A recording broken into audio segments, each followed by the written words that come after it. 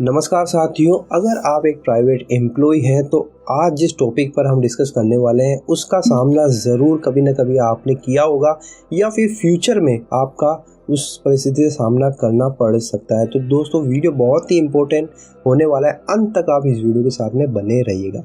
देखिए दोस्तों, दरअसल क्या होता है, जब एक एम्प्लॉय किसी कंपनी को छोड़ता है और किसी नई कंपनी में उसको ऑफ़र मिलता है तो उसके पास में एक परिस्थिति आती है, कन्फ्यूज़न की स्थिति उसके सामने बन जाती है कि नई कंपनी तो बोलती है कि आप जल्दी से जल्दी हमारे यहाँ ज्वाइन करिए, यानी कि 10 दिन में या 12 दिन में, 15 दिन में ज्वाइन करिए। और पुरानी कंपनी कहती है कि आपको नोटिस पीरियड सर्व करना होगा, 1 महीने का, 2 महीने का, 3 महीने का, जितना भी उस कंपनी में नोटिस पीरियड होता है तो वो सर्व करना पड़ेगा, तभी आपको हम जो है रिलीविंग देंगे।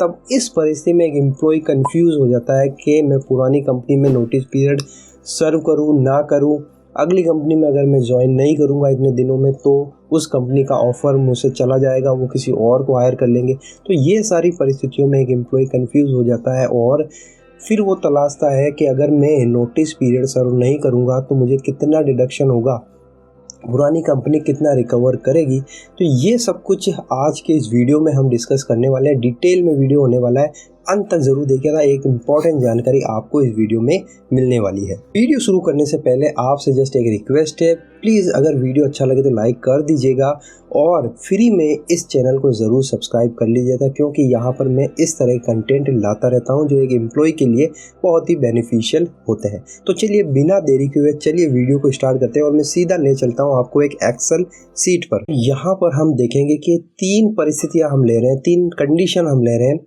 जिसमें अलग अलग नोटिस पीरियड है और उस नोटिस पीरियड में आप कितना दिन काम करते हैं और कितना दिन नहीं करते, उसके हिसाब से कितना कंपनी, आपकी पुरानी कंपनी आपसे रिकवर कर सकती है। तो यहाँ पर आप देख सकते हैं, जो पहला कंडीशन हमने लिया 1 मंथ नोटिस पीरियड, दूसरा है 2 महीने का नोटिस पीरियड, तीसरा है 3 महीने का नोटिस पीरियड। लेकिन दोस्तों, जनरली क्या होता है, हर एक कंपनी का एक जनरल रूल है कि 1 महीने का ही नोटिस पीरियड होता है। बहुत ही बड़ी पोस्ट है आपकी जनरल मैनेजर या बड़े लेवल की, तब 2 महीने या 3 महीने का नोटिस पीरियड हो सकता है। तो ये डिपेंड करता है आपकी कंपनी पर। आपके अपॉइंटमेंट लेटर पे जब उन्होंने अपॉइंटमेंट लेटर दिया तो उस पर सारा मेंशन होता है कि कितने महीने का जो नोटिस पीरियड रहेगा अगर आप कंपनी छोड़ दें। तो यहाँ पर आप देख सकते हैं 1 महीने का नोटिस पीरियड यानी 30 दिन का नोटिस पीरियड, 2 महीने का नोटिस पीरियड यानी 60 दिन, 3 महीना होता है यानी 90 दिन होता है। अब यहाँ पर मैंने 3 कंडीशन ली है, प्रैक्टिकली मैं बताऊंगा, आप अपने हिसाब से इसको समझ सकते हैं और आप खुद भी कैलकुलेट कर सकते हैं कि अगर मैं इतने दिन ही नोटिस पीरियड में काम करता हूं तो मुझे कितना जो है कंपनी को पे करना पड़ेगा। अब यहाँ पर मैं एग्जांपल के लिए 30 दिन वाला पहले हम लेते हैं इसको, और बेसिक सैलरी में मानता हूँ 25,000, यानी 25,000 किसी की बेसिक सैलरी है।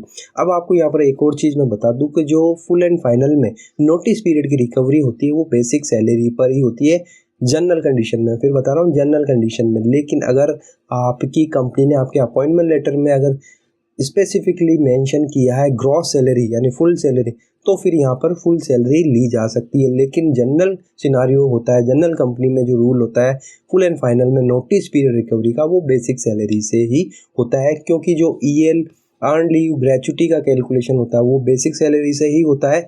इसी कारण से जो नोटिस पीरियड की रिकवरी होती है वो भी बेसिक सैलरी से ही होती है। तो यहाँ पर आप देख सकते हैं, अगर मैं एग्जांपल 25,000 25,000 बेसिक सैलरी लेता हूँ। अब फर्स्ट जो कंडीशन बन रही है 30 डेज, अगर आप पूरा नोटिस पीरियड काम कर लेते हैं, और दूसरा है आप 15 दिन ही काम करते हैं, और तीसरा सिनारियो है कि आप बिल्कुल भी नोटिस पीरियड सर्व नहीं करते हैं, इमीडिएटली आप वहाँ से रिलीव होना चाहते हैं और नेक्स्ट कंपनी में इमीडिएटली ज्वाइन होना चाहते हैं, तो क्या कंडीशन रहेगी। तो यहाँ पर देखिए, अगर जो पहली कंडीशन है आप 30 दिन पूरा काम कर लेते हैं तो आपको 1 भी रुपया जो है कंपनी को पे नहीं करना पड़ेगा, क्योंकि आपने पूरा नोटिस पीरियड 30 डेज़ का था वो कंप्लीट कर लिया है। लेकिन दूसरे सिनारियो में आपने 15 डेज़ ही कंप्लीट किया, यानी आपको नेक्स्ट कंपनी में 15 दिन के अंदर अंदर ज्वाइन करना था, तो आपने 15 दिन पूरे कर लिए नोटिस पीरियड के और 15 दिन रिमेनिंग है। तब उस पीरियड में क्या होगा, आपको 25,000 का 50% आपको पे करना होगा। 30 डेज़ का 15 डेज़ आपने काम कर लिया, अब आपको 15 दिन जो बचे हैं उसका कंपनी को पे करना पड़ेगा। तो आप यहाँ पर फॉर्मूला लगा सकते हैं, यहाँ पर देख सकते हैं 25,000 डिवाइडेड बाई 30, क्योंकि 30 डेज़ है, इंटू 15 दिन, क्योंकि आपने 15 दिन रिमेनिंग बैलेंस बचता है, आपने काम नहीं किया, तो 15 दिन का पेमेंट होगा, जो होगा 12,500 यानी 12,500 रुपये आपको कंपनी को as a notice period recovery pay करने होंगे और फिर आपको कंपनी रिलीव कर देगी। देखिए दोस्तों, इसमें रिलीविंग का एक क्वेश्चन अलग होता है।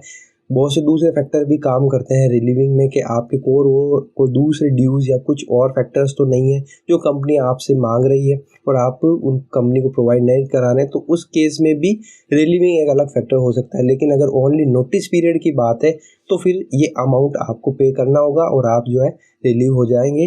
हो सकता है आपकी जो होल्ड सैलरी उससे ही वो रिकवर कर ले और फिर रिमेनिंग जो बैलेंस बचता है वो आपको पे करके आपका F&F हो जाए। अब यहाँ पर जो तीसरा सिनारियो है 0 डेज, आप बिल्कुल भी नोटिस पीरियड सर्व नहीं करते हैं, इमीडिएटली रिलीव हो जाते हैं, तो आपको पूरा का पूरा जो नोटिस पीरियड आपकी बेसिक सैलरी है पूरा कंपनी को पे करना पड़ेगा 25,000। तो ये सिंपल सा रूल है, हर जगह यही फॉलो होता है। अब हम एक दूसरा एग्जाम्पल ले लेते हैं जो 2 महीने का, यानी 60 डेज अगर नोटिस पीरियड होता है किसी कंपनी में और हम बेसिक सैलरी मान के चलते 30,000, तो 30,000 इंटू 2 लेंगे क्योंकि 2 महीने हो गए, 60 दिन हो गए, तो 60,000 अमाउंट हो जाता है 2 महीनों का। अब अगर आप पूरे 60 डेज कंप्लीट करते हैं नोटिस पीरियड तो आपको 1 भी रुपया कंपनी को पे नहीं करना पड़ेगा। लेकिन अगर आप यहाँ हम ले रहे हैं एग्जांपल 20 डेज ही कंप्लीट करते हैं, केवल आपने 20 दिन ही काम किया और आपको दूसरी कंपनी में ज्वाइन करना है, इसलिए आपने 20 दिन काम किया और वहाँ से रिलीव लेना चाह रहे हैं, तब आपको कितना पे करना पड़ेगा। यहाँ पर 40,000 निकल कर आ रहा है।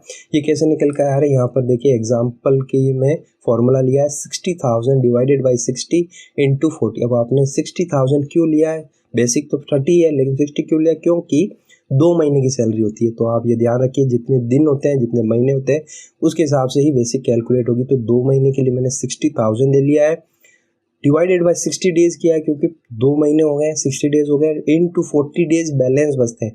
20 दिन काम किया, रिमेनिंग कितने बच रहे हैं 40 डेज, तो 40 डेज इनटू करेंगे तो यहाँ पर हमारे 40,000 निकल के आ जाएंगे रिकवरी अमाउंट, यानी कि हमें 40,000 कंपनी को पे कर देना है और हम कंपनी से रिलीव हो जाएंगे। और तीसरी सिनारियो है, अगर आप बिल्कुल भी काम नहीं करते हैं, इमीडिएटली रिलीव हो जाते हैं, तो आपको 60,000 as a notice period company को पे करना पड़ेगा, तभी आपको कंपनी रिलीव करेगी। अब एक नेक्स्ट एग्जांपल ले लेते हैं, रेयर होता है 3 महीने का, फिर भी हम डिस्कस कर लेते हैं क्योंकि बहुत सारे व्यूअर्स होते हैं उनके क्वेश्चंस आते हैं, तो उसी के हिसाब से मैं ये जो है वीडियो बना रहा हूँ, हर तरह के एम्प्लॉय इसमें कवर हो जाए। तो यहाँ पर 3 महीने का अगर नोटिस पीरियड होता है यानी 90 डेज, यहाँ पर मैं बेसिक सैलरी मान रहा हूँ 50,000 क्योंकि बड़े लेवल पे ही ये नोटिस पीरियड होता है इतना बड़ा। तो यहाँ पर 50,000 इंटू 3 करेंगे तो जो टोटल अमाउंट आता है 90 डेज का वो आ जाता है 1,50,000, यानी 3 महीने का बेसिक सैलरी हो गया है 1,50,000। अब आप अगर पूरा 3 महीना कंपनी में नोटिस पीरियड सर्व करते हैं तो आपको 1 भी रुपया देने की ज़रूरत नहीं है, आप रिलीव हो जाएंगे। पूरा 90 डेज आपने काम किया कंपनी में, फिर नेक्स्ट कंपनी में ज्वाइन किया। लेकिन दूसरा सिनारियो बनता है कि आपने जो है 30 डेज ही काम किया, यानी 1 महीना ही काम किया है और अब आप रिलीविंग लेना चाह रहे हैं कंपनी से, तो अब आपको कितना पे करना पड़ेगा पुरानी कंपनी में, तो वो भी हम देख लेते हैं। 1 लाख निकल कर आ रहा है, कैसे निकल कर आ रहा है, यहाँ पर हम फॉर्मूला लगा लेते हैं 1,50,000 डिवाइडेड बाई 90, जैसा हमने पहले डिस्कस किया। 3 महीने का बेसिक सैलरी लेंगे 1,50,000 होता है, divided by total notice period कितना है 90 डेज का है 3 महीने का, इनटू अब रिमेनिंग डेज कितने हैं, रिमेनिंग डेज है अपने 60 बच रहे हैं, तो 30 डेज काम कर लिए, 60 डेज बैलेंस बच रहे हैं, तो अब 60 से हम इसको मल्टीप्लाई कर देंगे तो ये निकल कर आ जाएगा 1 लाख रुपीज़। तो कंपनी को आपको अब 1 lakh rupees as a notice period recovery amount pay करना पड़ेगा, तब जाकर आपको कंपनी जो है रिलीव करेगी। इसके अलावा एक जो फाइनल सिनेरियो बनता है, आप बिल्कुल भी नोटिस पीरियड सर्व नहीं करते हैं, इमीडिएटली आप रिलीव होना चाह रहे हैं, तो आपको पूरा का पूरा अमाउंट जितना भी 90 डेज 3 मंथ की बेसिक बनती है वो आपको कंपनी को पे करनी पड़ेगी, तभी जाकर जो है कंपनी आपको रिलीव करेगी as a notice period recovery में। तो दोस्तों ये मैंने सारे सिनेरियो बता दिए, ये केवल नोटिस पीरियड को लेकर ही है, इसके अलावा दूसरे फैक्टर्स भी काम करते हैं F&F होने में। अगर आपके वो भी हैं तब उनको भी कंपनी कैलकुलेट करती है, उसके बाद ही आपको रिलीविंग मिलती है। लेकिन अगर आपके दूसरे फैक्टर क्लियर है, कोई ड्यूज़ नहीं है, सब कुछ क्लियर है, केवल नोटिस पीरियड को ही लेकर आपका F&F रुका हुआ है, तब इस सिनारियो में आप जो है आपके हिसाब से नेक्स्ट कंपनी में आपको कैसे ज्वाइन करना है, कितनी जल्दी ज्वाइन करना है, उसके हिसाब से आप कंपनी को जितना भी अमाउंट आप बनता है आप पे करके रिलीविंग ले सकते हैं। फिर ये भी डिपेंड करता है कंपनी के ऊपर कि कंपनी से आपकी ट्यूनिंग कितनी है, अच्छी है, किस तरह से आप रिलीव हो रहे हैं, सब कुछ डिपेंड करता है एक F&A प्रोसेस में। तो आई होप दोस्तों वीडियो आपको अच्छा लगा होगा। मैंने एक अच्छी तरीके से सिंपल वे में आपको समझाने की कोशिश करी है। फिर भी अगर आपके कोई क्वेश्चंस होते हैं कमेंट बॉक्स में ज़रूर पूछिए, मैं उस पर एक अच्छा सा सेपरेट वीडियो और बना दूंगा। आई होप वीडियो अच्छा लगा होगा तो लाइक शेयर कर दीजिएगा। जाते जाते अगर चैनल को सब्सक्राइब नहीं किया तो नीचे के ब्लैक कलर में सब्सक्राइब का बटन दिख रहा होगा, उसको हिट कर दीजिए, बेल नोटिफिकेशन को हिट कर दीजिए ताकि वीडियो इस तरह के वीडियो आप तक सबसे पहले पहुंचते रहे। फिर मिलते हैं, तब तक के लिए अपना ख्याल रखिएगा। जय हिंद, जय भारत।